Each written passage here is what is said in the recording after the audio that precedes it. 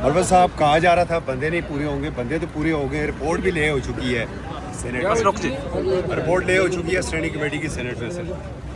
یہ بتائیں وہ مولانا صاحب کے سینیٹر کس کے ساتھ گئے ہیں؟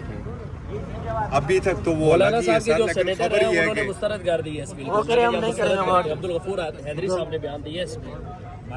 نہیں غفور حیدری صاحب تو بنگلہ دیش چلے گئے ہیں۔ نہیں واپس آیا ابھی سے، ہاں واپس آیا ابھی ان کا ادھر ہی رہا ادھر ہی سے۔ اچھا چلے بہرحال یہ جو خدوخال آئے ہیں یہ بڑے مطلب یہ ہیں کہ مایوس کن ہیں جو انہوں نے سینٹ میں مسودہ پیش کیا ہے۔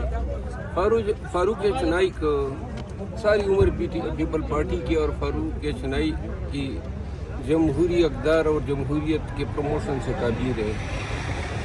آج وہ ایک ایسا مسودہ پیش کر رہے ہیں جس میں وہ آرٹیکل 243 میں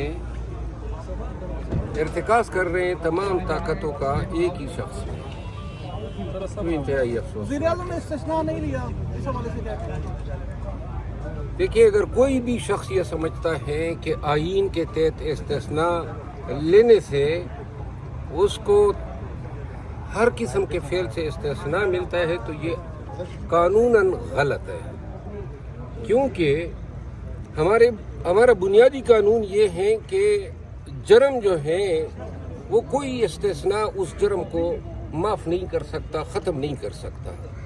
لہذا جس شخص نے بھی جس حیثیت میں کوئی جرم کیا ہوگا، چاہے صدر پاکستان ہو، چاہے وزیر اعظم پاکستان ہو یا کوئی بھی دوسری شخصیت، استثناء جو ہیں صرف اپنے دل کو ڈھارس بندھانے کے لیے گئے ہیں۔ قانوناً جب وقت آئے گا تو اس استثناء کا کوئی فائدہ نہیں ہوگا۔